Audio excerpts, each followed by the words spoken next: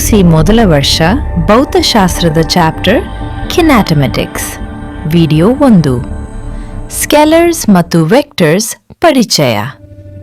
ಭೌತಶಾಸ್ತ್ರವು ಚಲನೆಯಿಂದ ಆರಂಭವಾಗುವುದಿಲ್ಲ, ಅದು ಮಾಪನದಿಂದ ಆರಂಭವಾಗುತ್ತದೆ.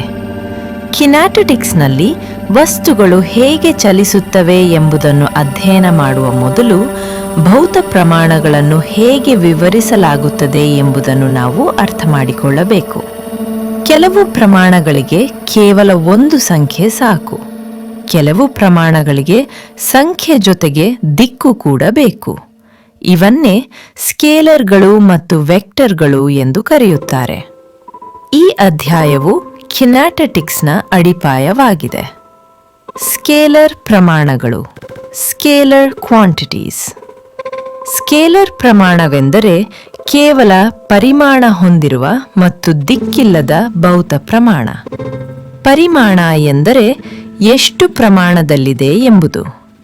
ಸ್ಕೇಲರ್ ಪ್ರಮಾಣಗಳ ಉದಾಹರಣೆಗಳು: ದೂರ, ವೇಗ, ಭಾರ, ಕಾಲ, ತಾಪಮಾನ. ಉದಾಹರಣೆಗೆ, ಒಬ್ಬ ವ್ಯಕ್ತಿ 10 ಮೀಟರ್ ನಡೆದರೆ ನಾವು ಎಷ್ಟು ದೂರ ನಡೆದನು ಎಂಬುದನ್ನು ಮಾತ್ರ ಗಮನಿಸುತ್ತೇವೆ, ದಿಕ್ಕನ್ನು ಗಮನಿಸುವ ಅಗತ್ಯವಿಲ್ಲ. ಆದ್ದರಿಂದ ದೂರವು ಒಂದು ಸ್ಕೇಲರ್ ಪ್ರಮಾಣ. ವೆಕ್ಟರ್ ಪ್ರಮಾಣಗಳು.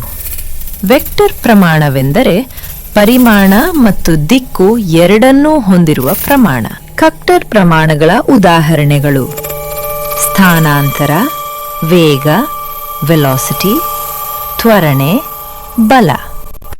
ಉದಾಹರಣೆಗೆ, ಒಬ್ಬ ವ್ಯಕ್ತಿ ಪೂರ್ವ ದಿಕ್ಕಿಗೆ 10 ಮೀಟರ್ ಚಲಿಸಿದರೆ ಪರಿಮಾಣ ಮತ್ತು ದಿಕ್ಕು ಎರಡೂ ಮುಖ್ಯ.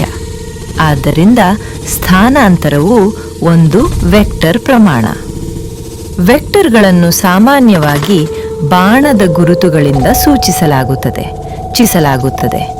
ಬಾಣದ ಉದ್ದವು ಪರಿಮಾಣವನ್ನು ಸೂಚಿಸುತ್ತದೆ. ಬಾಣದ ತುದಿ ದಿಕ್ಕನ್ನು ಸೂಚಿಸುತ್ತದೆ. ದೂರ ಮತ್ತು ಸ್ಥಾನಾಂತರ ಬಹಳ ಮುಖ್ಯ. ದೂರವೆಂದರೆ ವಸ್ತು ಸಾಗಿದ ನಿಜವಾದ ಪಥದ ಉದ್ದ. ಸ್ಥಾನಾಂತರವೆಂದರೆ ಆರಂಭಿಕ ಸ್ಥಾನದಿಂದ ಅಂತಿಮ ಸ್ಥಾನಕ್ಕೆ ಒಂದು ನಿರ್ದಿಷ್ಟ ದಿಕ್ಕಿನಲ್ಲಿ ಇರುವ ಅತಿ ಚಿಕ್ಕ ದೂರ. ಸ್ಕೇಲರ್ ಪ್ರಮಾಣ ಪಥದ ಮೇಲೆ ಅವಲಂಬಿತ ಸದಾ ಧನಾತ್ಮಕ ಸ್ಥಾನಾಂತರ. ವೆಕ್ಟರ್ ಪ್ರಮಾಣ ಆರಂಭ ಮತ್ತು ಅಂತಿಮ ಸ್ಥಾನಗಳ ಮೇಲೆ ಮಾತ್ರ ಅವಲಂಬಿತ, ಶೂನ್ಯವಾಗಿರಬಹುದು. ಒಬ್ಬ ವ್ಯಕ್ತಿ ನಡೆದು ಮತ್ತೆ ಅದೇ ಆರಂಭಿಕ ಸ್ಥಾನಕ್ಕೆ ಬಂದರೆ ದೂರ ಶೂನ್ಯವಾಗುವುದಿಲ್ಲ, ಆದರೆ ಸ್ಥಾನಾಂತರ ಶೂನ್ಯವಾಗುತ್ತದೆ. ಪರಿಮಾಣ ಮತ್ತು ದಿಕ್ಕು ಒಂದು ವೆಕ್ಟರ್ ಅನ್ನು ಸಂಪೂರ್ಣವಾಗಿ ವಿವರಿಸಲು ಪರಿಮಾಣ ಮತ್ತು ದಿಕ್ಕು ಎರಡೂ ಅಗತ್ಯ. ದಿಕ್ಕು ಇಲ್ಲದಿದ್ದರೆ ಆ ಪ್ರಮಾಣವು ಸ್ಕೇಲರ್ ಆಗುತ್ತದೆ. ಉದಾಹರಣೆಗೆ, ದಿಕ್ಕಿಲ್ಲದ ವೇಗವು ಕೇವಲ ಸ್ಪೀಡ್ ಆಗುತ್ತದೆ. ಆದ್ದರಿಂದ ವೆಕ್ಟರ್ಗಳಲ್ಲಿ ದಿಕ್ಕು ಅತ್ಯಂತ ಮಹತ್ವದ ಪಾತ್ರ ವಹಿಸುತ್ತದೆ. ವೆಕ್ಟರ್ ಸೇರ್ಪಡೆ, ಗ್ರಾಫಿಕಲ್ ವಿಧಾನ.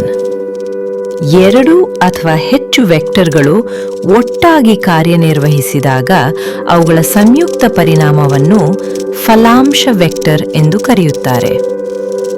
ವೆಕ್ಟರ್ ಸೇರ್ಪಡೆಯ ಒಂದು ಸರಳ ವಿಧಾನವೆಂದರೆ ತಲೆಬಾಲ ವಿಧಾನ. ಈ ವಿಧಾನದಲ್ಲಿ ಎರಡನೇ ವೆಕ್ಟರ್ನ ಬಾಲವನ್ನು ಮೊದಲ ವೆಕ್ಟರ್ನ ತಲೆಯ ಬಳಿ ಇಡಲಾಗುತ್ತದೆ. ಮೊದಲ ವೆಕ್ಟರ್ನ ಬಾಲದಿಂದ ಕೊನೆಯ ವೆಕ್ಟರ್ನ ತಲೆಯವರೆಗೆ ಬಿಡುವ ಬಾಣವೇ ಫಲಾಂಶ ವೆಕ್ಟರ್. ಈ ವಿಧಾನವು ಪರಿಮಾಣ ಮತ್ತು ದಿಕ್ಕು ಎರಡನ್ನೂ ದೃಶ್ಯವಾಗಿ ಅರ್ಥ ಮಾಡಿಕೊಳ್ಳಲು ಸಹಾಯ ಮಾಡುತ್ತದೆ. ಸಂಖ್ಯಾತ್ಮಕ ಉದಾಹರಣೆ, ನ್ಯೂಮರಿಕಲ್. ಒಬ್ಬ ವ್ಯಕ್ತಿ ಪೂರ್ವ ದಿಕ್ಕಿಗೆ 3 ಮೀಟರ್ ಮತ್ತು ನಂತರ ಉತ್ತರ ದಿಕ್ಕಿಗೆ 4 ಮೀಟರ್ ನಡೆದು ಹೋಗುತ್ತಾನೆ. ಸ್ಥಾನಾಂತರದ ಪರಿಮಾಣವನ್ನು ಕಂಡುಹಿಡಿಯಿರಿ. 2 ದಿಕ್ಕುಗಳು ಪರಸ್ಪರ ಲಂಬವಾಗಿವೆ. ಪೈಥಾಗೋರಸ್ ಸಿದ್ಧಾಂತವನ್ನು ಬಳಸಿದರೆ ಸ್ಥಾನಾಂತರ ಆರಗುಡು 3 2 3 ದಿಕ್ಕಡು ಪ್ಲಸ್ 4 2. ಇದರಿಂದ ಸ್ಥಾನಾಂತರ ಆರಗುಡು 5 ಮೀಟರ್. ಆದ್ದರಿಂದ ಸ್ಥಾನಾಂತರದ ಪರಿಮಾಣ 5 ಮೀಟರ್. ಸಮಾಪ್ತಿ, ಕನ್ಕ್ಲೂಷನ್. ಸ್ಕೇಲರ್ಗಳು ಮತ್ತು ವೆಕ್ಟರ್ಗಳು ಕೈನಮ್ಯಾಟಿಕ್ಸ್ನ ಅಡಿಪಾಯ. ಇವುಗಳನ್ನು ಸ್ಪಷ್ಟವಾಗಿ ಅರ್ಥ ಮಾಡಿಕೊಂಡರೆ ಸರಳ ಚಲನೆ, ಸಮತಲದಲ್ಲಿನ ಚಲನೆ ಮತ್ತು ಪ್ರಕ್ಷೇಪ ಚಲನೆ ಬಹಳ ಸುಲಭವಾಗುತ್ತದೆ. ಮುಂದಿನ ವಿಡಿಯೋದಲ್ಲಿ ನಾವು ಸರಳ ರೇಖೆಯಲ್ಲಿನ ಚಲನೆ ಅಧ್ಯಯನವನ್ನು ಪ್ರಾರಂಭಿಸುತ್ತೇವೆ. In a straight line. Thank you.